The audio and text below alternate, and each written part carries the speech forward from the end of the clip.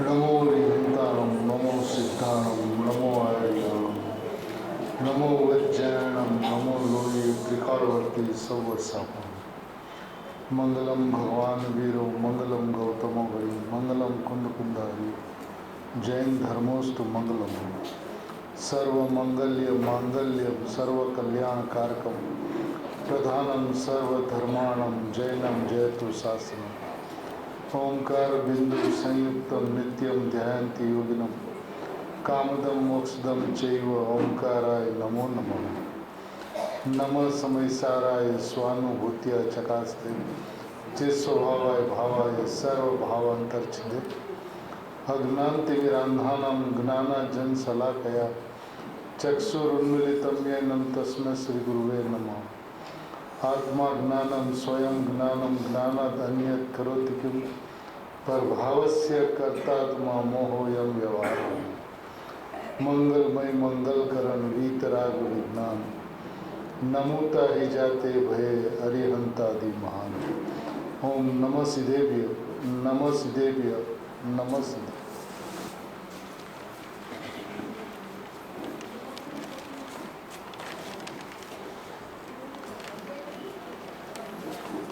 महावीर परमात्मा का यह शासन कुनकुन आचार्य भगवान की परंपरा एवं आमनाएं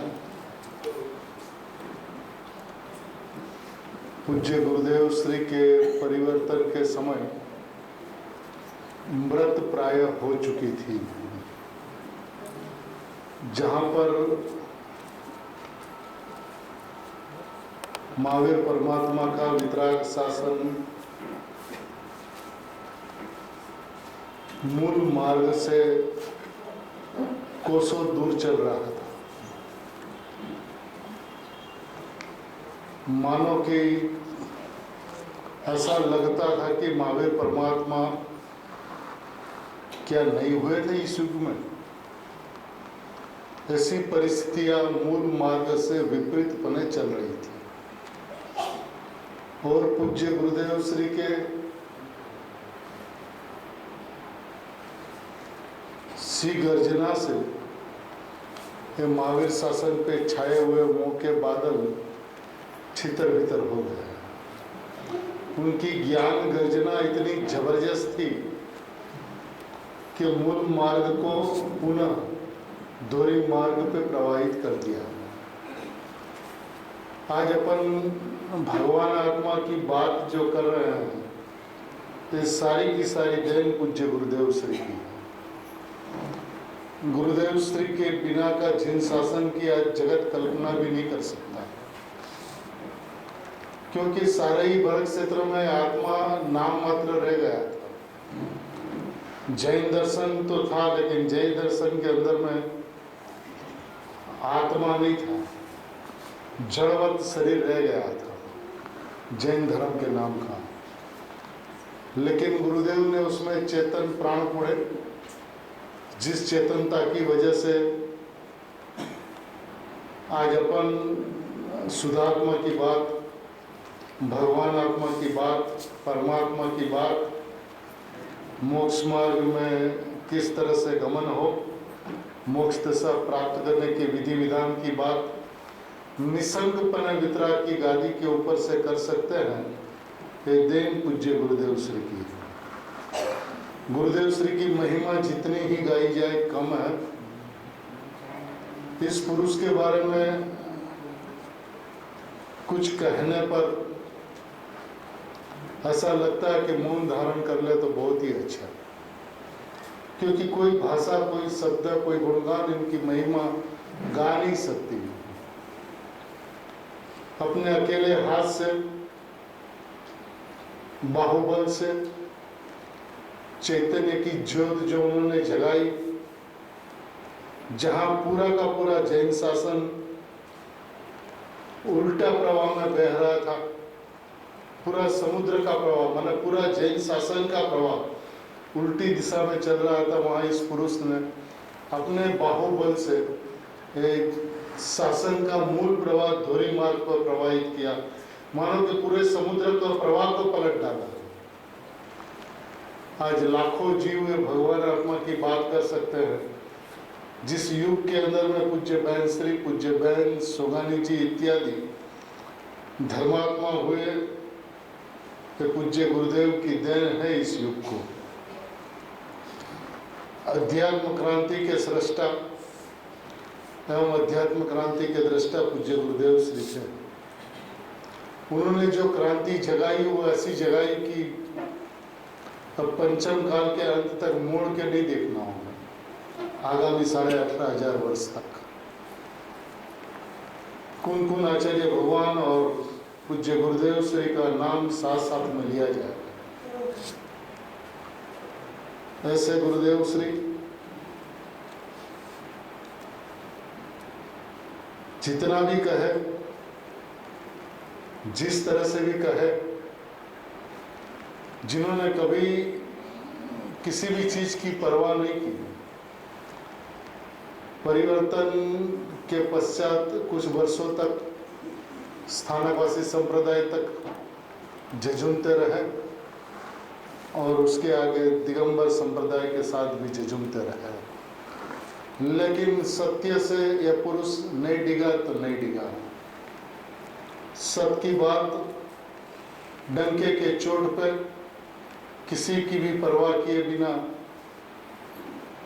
इस तरह से चलती रही उनके मुखारविंद से, मानो पुनः तीर्थंकर युग आया हो, मानो पुनः महावीर का दोबारा जन्म हुआ हो, मानो भरत की वसुधा पे उनका वरदान मिला हो। ऐसा युग पूज्य गुरुदेव श्री के प्रताप से आया। सही में उन्होंने इस युग की धारा को पलट दिया। जो भी उनके परिचय में आए उनके हुए बिना नहीं रहे। लोग ये कहते थे कि गुरुदेव के पास मत जाने दो लोगों को, जो उनके पास जाएगा वो उनका हो जाएगा। कोई जादू की छड़ी से उनको पहचानते थे, तो कोई उसके अंदर में ऐसा चमत्कार है कि लोग बस उनके होके रह जाते हैं। इनका कारण यदि देखा जाए तो भगवान आत्मा की वो जगती हुई ज्योत थी, जिन्होंने भगवान आत्मा का झंझोला भगवान आत्मा को खड़ा कर दिया। और इसी परंपरा के अंदर में यदि देखा जाए तो पूज्य बहन श्री चंपा बहन एवं पूज्य बहन शांता बहन भी इसी युग में महाविजय से उनके पीछे पीछे आए। इधर में पूर्व के संस्कार थे, राजकुमार के मित्र थे दोनों ही, और यहाँ पर आकर अल्प आयु में भी धुन एक भगवान आत्मा की थी। हमें अपना आत्मा के अलावा कुछ नहीं चाहिए, ऐसी धुन थी। गुरुदेव श्री के परिचय में पूज्य बहन आई और उसके बाद में पूज्य बहन श्री आई। बहन श्री ने गुरुदेव श्री के सानिध्य को पाकर अल्पकाल में ही 17 वर्ष की आयु में सम्यक दर्शन को प्राप्त कर लिया। और पूज्य बहन से गुरुदेव ने कहा कि आप ये चंपा बहनों परिचय करो। अब दो बहनों का परिचय हुआ, चातुर्मास में एक साथ रहने लगे। जहाँ जहाँ गुरुदेव श्री का चातुर्मास होते थे दोनों बहन एक साथ रहती थी। अब इस चैतन्य अमृत रसिया के पृष्ठ संख्या 188 पे 188 पे दोनों बहनों के बीच में क्या चर्चा हुई और इस चर्चा के फलरूप बहन का जो परिणमन हुआ वो किस गति से हुआ, किस रूप में हुआ। सही में संवत भी दी गई है 1990 ईस्वी सन 1934 में। चातुर्मास राजकोट सदर में चलता था, तब की बात है।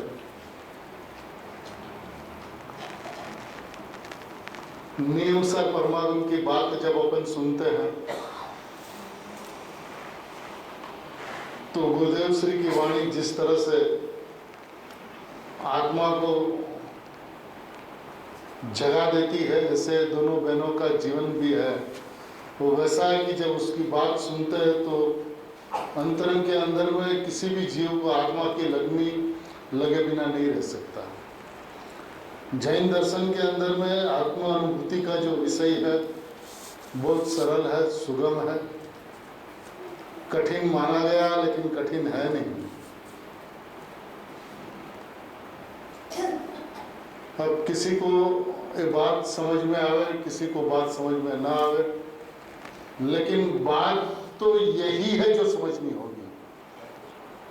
आज समझे, कल समझे, इस भाव में समझे, अगले भाव में समझे या अनंत काल के पश्चात समझे, विषय तो ये परमात्मा तत्व का जो विषय है उसको समझे बिना आत्महित नहीं हो सकता। और आज गुरुदेव पूज्य बहन श्री एवं पूज्य बहन ने इस मार्ग को, इस युग को जिस तरह से बतलाया है, शासन के प्रति, देव शास्त्र गुरु के प्रति, शुद्धात्मा के प्रति भक्ति का प्रकार क्या होता है, यदि वो किसी को देखना है तो देख ले इस त्रिपुटी संतों के जीवन को, जिसके अंदर में आप देखते ही चकाचौंध हुए बिना नहीं रह सकते। देखिए अपन इसमें पढ़ते हैं क्या लिखा है 188 पृष्ठ में, ऊपर से तीसरा पैराग्राफ है। पूज्य बेनश्रीना समागम थी पण पुरुषार्थ વધે તેવી સરસ चर्चा થતી હતી। अब जब गुरुदेव ने बेनश्री का परिचय करने के लिए कहा और दोनों साथ में रहने लगी तो दोनों को एक दूसरे के समागम से, बहन कहती कि पूज्य बेनश्री के समागम से भी पुरुषार्थ बढ़े, ऐसी सरस चर्चा होती थी। एक वक्त બંને બહેનો ફરવા જતા હતા ત્યારે પૂજ્ય બેનશ્રીએ રાગ વખતે પણ આત્મામાં કઈ રીતે દેખવું તેનું દ્રષ્ટાંત આપ્યું। બેનશ્રીને દ્રષ્ટાંત दिया कब, राग जिस समय है उस समय आत्मा को किस प्रकार से देखना, उसके लिए दृष्टांत दिया। क्या दृष्टांत दिया? જેમ સ્ફટિક મણી સ્વભાવથી તો સફેદ જ છે, પરંતુ તેની સામે જાસૂદ ફૂલ રાખવાથી તેની લાલાશ દેખાય છે, છતાં પણ તે લાલાશ વખતે સ્ફટિક તો સફેદ જ છે। क्या दृष्टांत दिया कि जो स्फटिक मणि है वो तो स्वभाव से सफेद ही है, पर उसके सामने जासूद के फूल, लाल फूल रखा जाए तो उसकी झाई पड़ती है स्फटिक के अंदर में, तो स्फटिक लाल दिखता है, उसकी लालाश दिखती है स्फटिक मणि के अंदर में। लेकिन उस लालाश के समय स्फटिक तो सफेद ही है। स्फटिक, खाली स्फटिक पड़ा हो तो सफेद दिखता है, लाल फूल सामने रखा जाए तो लाल दिखता है, फिर फूल हटा दिया जाए तो स्फटिक सफेद दिखता है। पहले सफेद बाद में सफेद, लेकिन लाल फूल के वक्त लाल खरा क्यों दिखता? तो बोलते लाल फूल के समय स्फटिक सफेद ही है, उस स्फटिक के अंदर में कुछ आता जाता नहीं है। તેમ શુદ્ધાત્માને સ્વભાવથી જોઈએ તો શુદ્ધ જ છે। देखना तो आपको यहीं पे होगा, विधान एक ही है कि शुद्धात्मा को स्वभाव से देखे तो शुद्ध ही है, પણ તેમાં થતી રાગ દ્વેષની પરિણતિને લઈને વર્તમાનમાં અશુદ્ધ દેખાય છે, પરંતુ તેની અશુદ્ધ પરિણતિ વખતે તેની સામે ન જોતા શુદ્ધ ચૈતન્ય તરફ દ્રષ્ટિ દેતા શુદ્ધાત્मा शुद्ध देखाय છે। कब शुद्धात्मा शुद्ध दिखता है? जब राग द्वेष की परिणति हो उस वक्त यदि शुद्धात्मा को देखा जाए तो शुद्धात्मा शुद्ध ही दिखता है। राग द्वेष का प्रवेश उस शुद्धात्मा में नहीं है। जैसे स्फटिक लाल फूल के समय भी सफेद ही है, ऐसे शुद्धात्मा राग द्वेष की परिणति के समय शुद्ध ही है, उसको शुद्ध करना नहीं है, वो स्वभाव से शुद्ध है। આવી ચર્ચાથી મારી વિચાર શ્રેણી જોરશોરથી ચાલવા લાગી।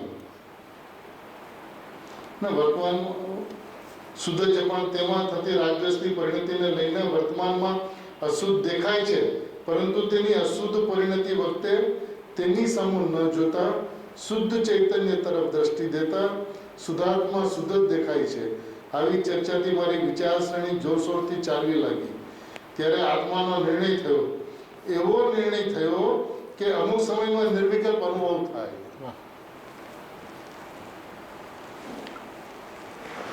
किस वक्त आत्मा को देखना है? जिस वक्त राग द्वेष की परिणति है तब. क्या देखना है कि उसको लक्ष्य नहीं करके, राग द्वेष के ऊपर लक्ष्य नहीं करके शुद्धात्मा का लक्ष्य करते. शुद्धात्मा शुद्ध ही दिखता है. अशुद्ध परिणति के वक्त वस्तु शुद्ध ही है और शुद्ध ही दिखती है.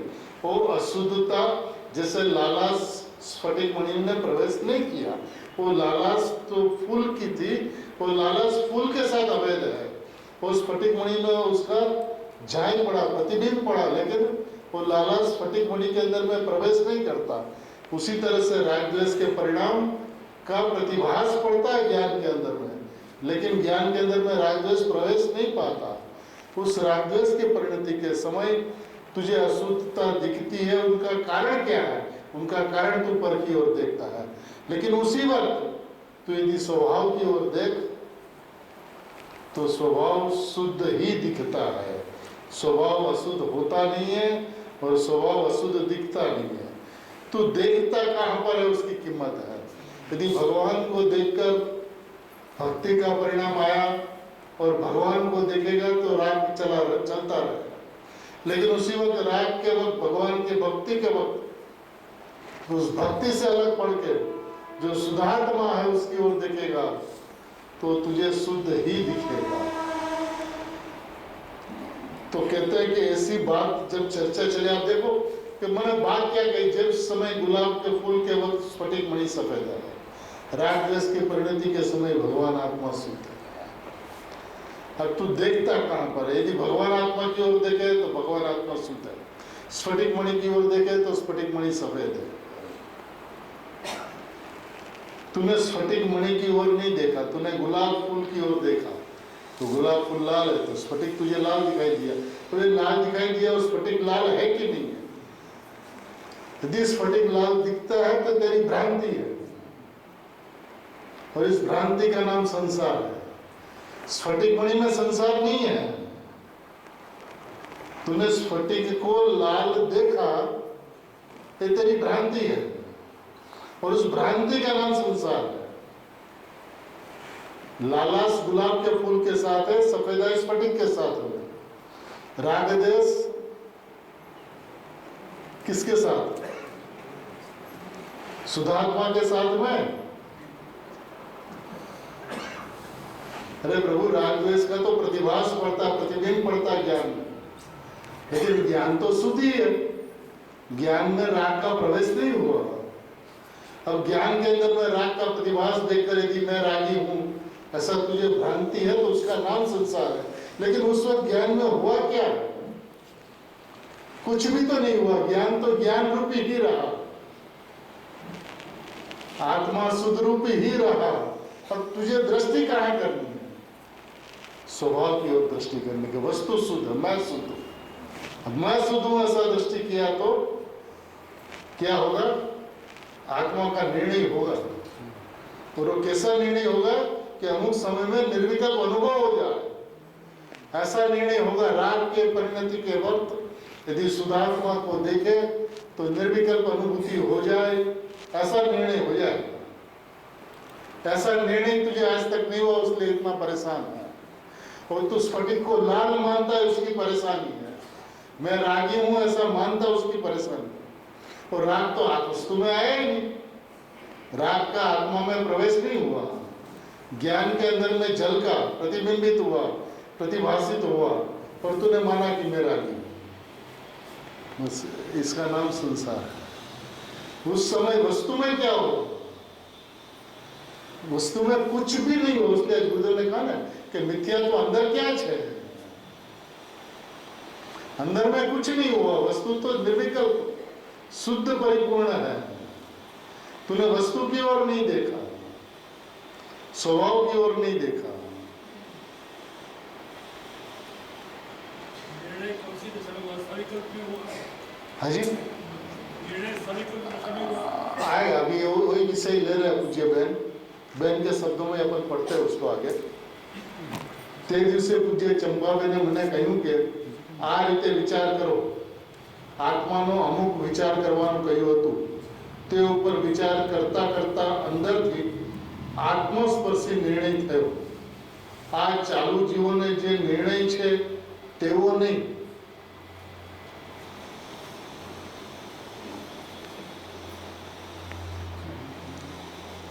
પણ જુદી જ જાતનો નિર્ણય થયો। ત્યાર પછી તો હજી પ્રયત્ન ઘણો જ કરવાનો બાકી છે। निर्णय हुआ एक चालू विकल्प के अंदर में होता निर्णय, ऐसा निर्णय नहीं, कोई अलग जात का निर्णय है। कौन जात का निर्णय उसका भी पूरा विवरण है उसके अंदर में। मारे आम करवानुं छे, आ वस्तु पकड़वानी छे। ए निर्णय थता तो एवो आनंद आह्लाद थयो अने हूँ तो नाची उठी। सिद्ध शू, मुनिराज शू, महाराज साहेब शू, बहन शू, ते बधी त्यारे खबर पड़ी। ત્યાં સુધી તો ઉપરનું હતું અને ખરી ખબર પડી ત્યારે બહુ આનંદ થયો। સિદ્ધના સુખની આજે ખબર પડી। અહો એ વખતે તો અંદરથી આત્મા ઉલસી જતો હતો। આ હું એવો અંદરથી નિર્ણય થયો। હજી નિર્વિકલ્પ વેદનનો પ્રયત્ન તો બાકી હતો। एक निर्णय हुआ, दूसरा निर्णय बाकी था। निर्विकल्प आनंद का वेदन नहीं हुआ था, लेकिन ये जो निर्णय हुआ वो सविकल्प स्वसंवेदन था। सविकल्प स्वसंवेदन माने गुरुदेव श्री के शब्दों में कहे तो अनुभूति के पश्चात ज्ञानी को विकल्प में आत्मा जैसा भाषित होता है, आत्मा को अनुभूति के पहले सविकल्प अवस्था में ऐसा ही आत्मा भाषित हो जाता है। अंतर इतना है कि ज्ञानी को आनंद का वेदन होता है और सविकल्प स्वसंवेदन में आनंद का वेदन नहीं होता, लेकिन आत्मा जैसा, मैं ऐसा ऐसा जैसा है वैसा भाषित हो जाता है। इनका नाम है सविकल्प स्वसंवेदन। और भी इसके बारे में आगे चर्चा में भी इसका विस्तार है, वो भी अपन ले लेंगे, लेकिन पहले एक बार देखें यहाँ पे क्या हुआ। हजी निर्विकल्प वेदनનો પ્રયત્ન તો બાકી હતો। આ પછી निर्विकल्प અનુભવને માટે अंदरનો ઘણો જ પ્રયત્ન કરવાનો હોય છે। सच्चा निर्णय हुआ, जैसी वस्तु है वैसा निर्णय हुआ, लेकिन उसके अंदर में अभी लीनता नहीं हुई, एकाकारता नहीं हुआ, निर्विकल्प आनंद का वेदन नहीं हुआ, लेकिन सविकल्प स्वसंवेदन हुआ, जिसको नयातीत, वचनातीत, लक्ष्यगत, अलग अलग ज्ञानी अलग अलग शब्दों के अंदर में सोगानी जी जिसको पक्का निर्णय कहते हैं, ये सब हुआ। अंदर થી નિર્ણય આવ્યો કે એવો કે જરૂર હવે सम्यक दर्शन થવાનું જ। निर्णय अंदर से आता है कि अब सम्यक दर्शन होगा ही। माटे तेने कारण कहूं, सविकल्प स्वसम्यक दर्शन को कारण कहा, क्योंकि अब निर्विकल्प स्वसंवेदन होगा ही। આવો નિર્ણય થતા પોતાને ખબર પડે કે હવે અલ્પકાળમાં सम्यक दर्शन થવાનું જ, છતાં તેને હજી ઘણો તીવ્ર પુરુષાર્થ કરવાનો હોય છે। એ ઊભો નથી રહેતો અહીંયા। जिसको निर्विकल्प स्वसंवेदन होता है वो इस भूमिका से पसार होता है, लेकिन वहाँ पे रुकता नहीं है। यदि रुक जाए तो अटक जाता है, रुकता नहीं। सोनानी जी के सड़सड़ाहट चलो जाए, ये भूमिका से पसार होता, लेकिन यहाँ पे रुकता नहीं है, क्योंकि यह ऐसी परिस्थिति है जिस परिस्थिति के अंदर में गुरुदेव के कोई ने कलाकों लागे, कोई ने मिनिटों लागे, कोई ने दिवसों लागे, ने कोई ने महीनाओं पर लागे, पण 6 महीना दी ऊपर तो जाए ज नहीं। વધારામાં વધારે સમય 6 મહિનાનો। કોઈને નિર્ણય થયા પછી તરત જ અનુભવ થઈ જાય, તરત જ ऐसा निर्णय हुआ तुरंत अनुभव में आ जाए, क्योंकि वो विश्राम नहीं लेता, सरसराहट अंदर में चला जाता है। कोई ने अमुक टाइम लागे छे, पण आ निर्णय एवो के अमुक काळमां सम्यक दर्शन जरूर थाय छे। किसके बल पे होगा?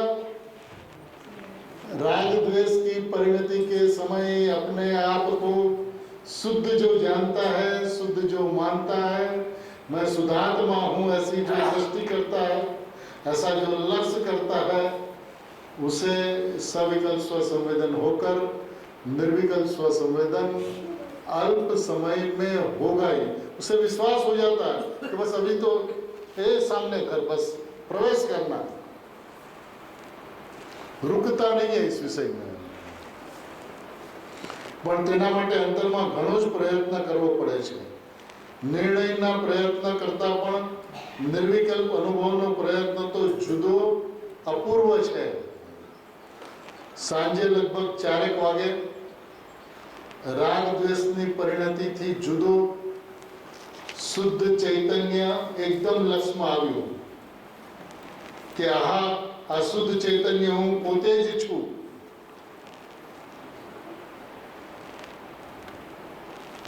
તેમ આખો આત્મા પ્રતીતિમાં આવ્યો। શુદ્ધ આત્મા અને રાગદ્વેષના ભાવોનું ભિન્નપણું એકદમ થઈ ગયું।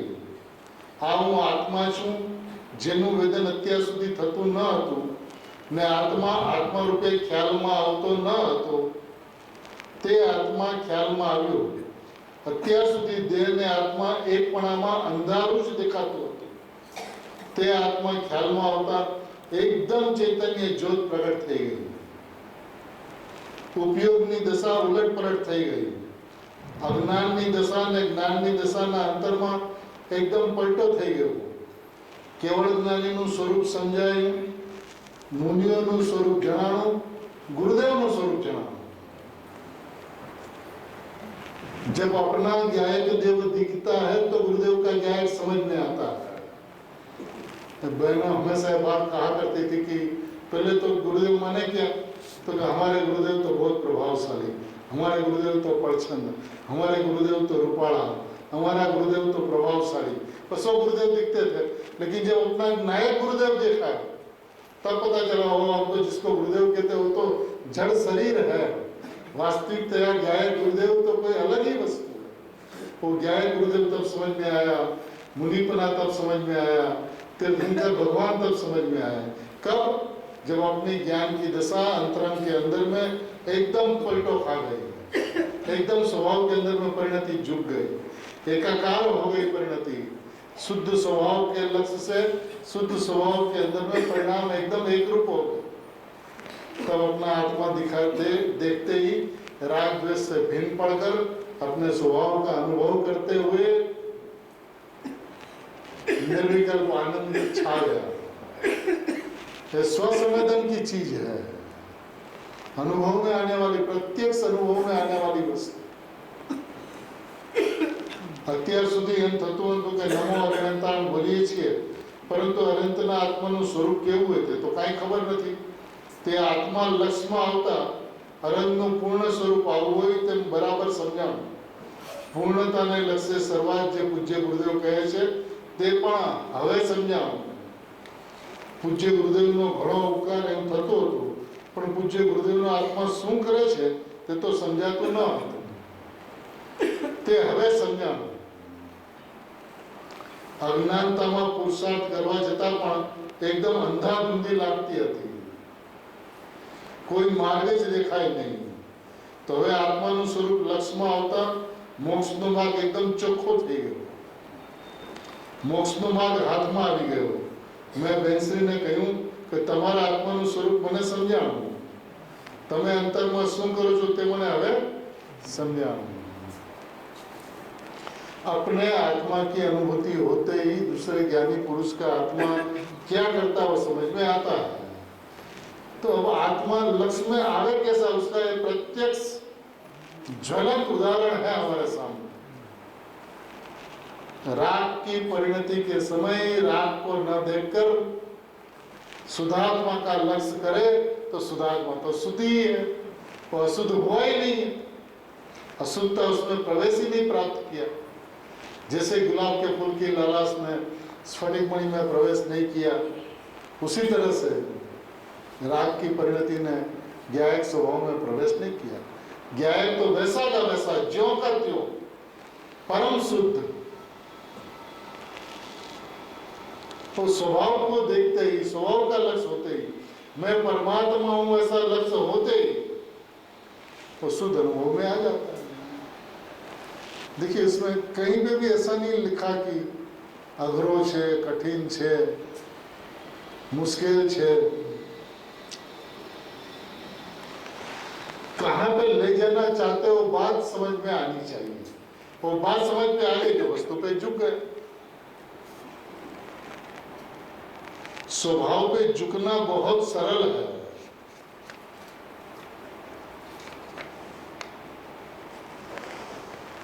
क्या वही अनुभव के अनुसंधान में पूज्य बहन को पूछा गया प्रश्न है, 9 नंबर का प्रश्न, 120 नंबर का पृष्ठ। अनुभव समय आत्मा प्रत्यक्ष देखाय છે કે પરોક્ષ દેખાય છે? તે સમયે પ્રત્યક્ષ એકદમ પ્રત્યક્ષ દેખાય છે। વેદનમાં આવે છે કે પોતે જ આ હું છું। अनुभूति स्वसंवेदन में भगवान आत्मा पूरा का पूरा अनुभव में आता है। वेदन प्रत्यक्ष है ना वस्तु, वेदन प्रत्यक्ष है तो वेदन के अंदर में जैसा ये मैं हूं ऐसा पूरा का पूरा अनुभूति में आता है। आज हूं छू आ थाय ते तो विकल्प પછી થાય છે, आ ऐसा होता है, लेकिन कब जब विकल्प में आता है तब होता है। अनुभूति के समय तो તે સમય ચૈતન્યનું અદ્ભુત સ્વરૂપ દેખાય છે। તો फिर दूसरा प्रश्न, गुरुदेवे કીધું કે ભગવાને કીધું માટે આત્મા આવો છે? ના, बिल्कुल नहीं। आ રહ્યો હું, આ સાક્ષાત હું જ છું। ભગવાને કહ્યું કે ગુરુદેવે કીધું એટલે નહીં, આ રહ્યો હું પોતે। साक्षात केवल ज्ञानी अपेक्षाए केवल ज्ञानी तो एकदम प्रदेश प्रत्यक्ष देखे छे, तेम ज्ञानी प्रदेश प्रत्यक्ष नहीं देखता, पण श्रुत ज्ञानी अपेक्षाए वेदन में ते प्रत्यक्ष ज छे एवो ज्ञानी ने अनुभव थाय छे। भगवान आत्मा की अनुभूति वेदन प्रत्यक्ष है, स्वसंवेदन प्रत्यक्ष है। असंख्यात प्रदेश में आनंद आता है, वो आनंद से उसको पता चलता है आत्मा की अनुभूति हो गई। वेदन प्रत्यक्ष मार्ग है, परोक्ष नहीं है। केवल ज्ञानी को प्रदेश प्रत्यक्ष होता है और ज्ञानी को वेदन प्रत्यक्ष होता है, लेकिन प्रत्यक्ष होता है स्वानुभव में, स्वसंवेदन में। भगवान आत्मा स्वयं अनुभूति में आता है, अनुभूति में आने वाली वस्तु है। वो तब होता है जब वस्तु के ऊपर में दृष्टि जाए। आत्मा की शंका करे, आत्मा पोते आप शंका नो करनार ते आचार्य हे आमा श्रीमदजीए कहूं कि पोते पोतानी शंका करे तेज पोते जाननार देखनार पोते प्रकट ज छे। प्रश्न कहे छे कि आचार्यों पासे शिष्य वारंवार ए ज मांगे, कोण कोण आचार्य देव पण आपता हता अने आप पण भविष्यमां बनशो त्यारे आपजो। उत्तर, આપણે તો આચાર્યના દાસાનુદાસ છીએ, ભગવાનના ગુરુદેવના પણ દાસાનુદાસ છીએ। ભગવાને અને આચાર્યોએ બતાવ્યો એવો આત્મા આપણે જોયો છે એટલે આનંદ છે। જેમ તમે દૂધમાંથી મલાઈ કાઢો તેમાં માવો માખણ હોય છે, એમ દ્રઢતા તો ખરી, પણ દ્રઢતર એવું તરવાળું જ્ઞાન, એવી દ્રઢતર શ્રદ્ધા કરવાની તરની મલાઈ કેટલી કિંમત હોય છે કે બહેનો તેમાંથી માખણ કાઢી ઘી બનાવે છે। એવી રીતે દ્રઢતામાં પણ તર એટલે સમ્યક દર્શન વધારે દ્રઢતાવાળું છે। ચોથા કાળમાં આંતરવ્રતમાં થઈ જતું હતું, આ કાળમાં જીવનની પાત્રતા ઓછી છે એટલે વધારે પુરુષાર્થ કરવો પડે। પરંતુ તેમાં એક દિવસ, કોઈને 2 દિવસ, 3 દિવસ, 1, 2, 3 મહિના, 6 મહિના થાય ત્યાર પહેલા તો પામી જ જાય। 6 महीना अधिक से अधिक, आलसू से आलसू, प्रमादी से प्रमादी जीव हो तो 6 महीना लगे, उससे ज्यादा समय नहीं लगता आत्मा की अनुभूति। एक बार भैया प्रयत्न कर, स्वभाव को स्वभाव से देख, और फिर वस्तु न मिले तो गुरुदेव से 320वीं गाथा के एक प्रवचन में ऐसा कहते हैं कि भाई तने जेटली पुण्यની રુચિ છે, જેટલી પુણ્યની રુચિ છે એટલી આત્માની રુચિ હોય, અને આત્મા ન મળે તેવું બને નહીં, અને ન મળે તો અમારી પાસે આવવું. अधिक से अधिक प्रमादी से प्रमादी उसको 6 महीना लगे, उससे ज्यादा समय नहीं लग सकता.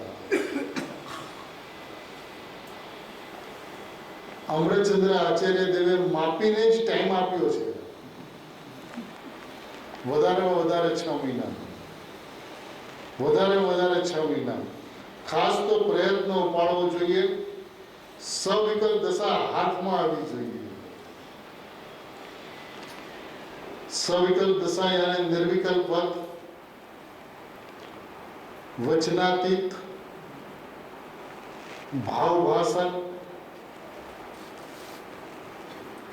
परंतु आनंद नहीं, उसको सविकल्प स्व संवेदन कहते हैं.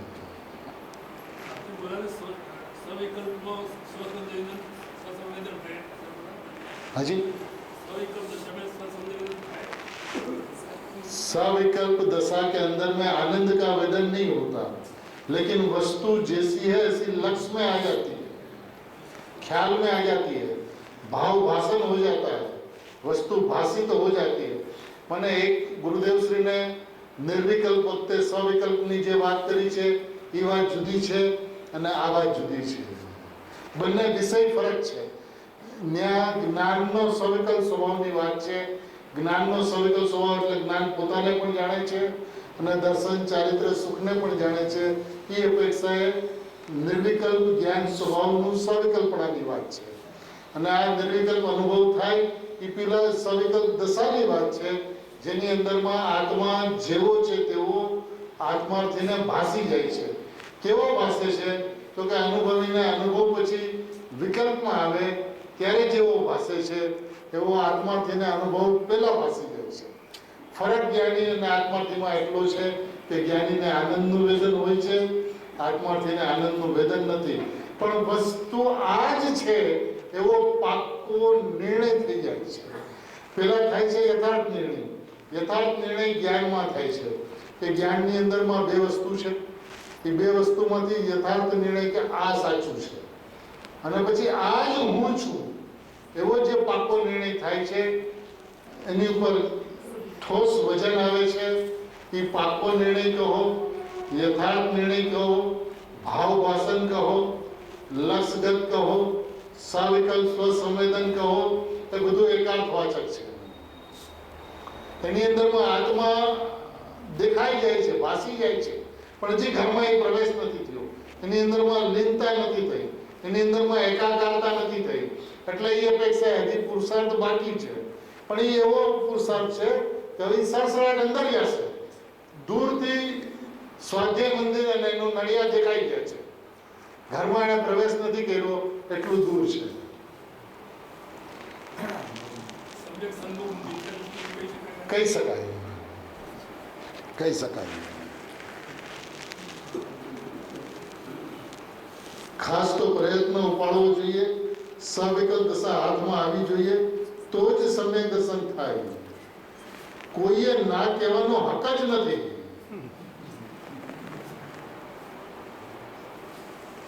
દરેક આત્મા સ્વતંત્ર છે અને આત્માની શક્તિ છે, માટે કરી શકે અને થઈ શકે. કોઈને ના કહેવાનો હક જ નથી. દરેક આત્મા સ્વતંત્ર છે અને આત્માની શક્તિ છે, માટે કરી શકે અને થઈ શકે. લગ્ની છે કે મારે મારા સ્વરૂપની બરાબર વિશેષ વૃદ્ધિ કરવી છે. વિશેષ વૃદ્ધિની જ લગ્ની છે. ખાતા હોય, કોળિયા ગળે ઉતારતા હોય, પરંતુ તેના ઉપર ધ્યાન જ નથી કે શું ખવાય છે. પેટ ભરાણું ન ભરાણું ઉઠી જાય એવી લગ્ની લાગી જાય. आत्मा ही आत्मा, आत्मा ही आत्मा, तू ही तू, तू ही तू, तू ही तू, तू ही तू. उसके अलावा कुछ दिखे ही नहीं, उसके अलावा कुछ भाषित ही नहीं हो। मैं परमात्मा, मैं परमात्मा, मैं परमात्मा। शब्द कुछ भी हो, मैं गायक, मैं गायक, मैं गायक, मैं शुद्धात्मा। उनकी दृष्टि शुद्धात्मा के ऊपर रहती, परिणाम के ऊपर दृष्टि नहीं रहती, दृष्टि स्वभाव के ऊपर रहती, त्रिकाली के ऊपर रहती। 2.5 મહિના સુધી શું ખાધું ને શું ન ખાધું એ કાંઈ ખબર જ પડી નથી।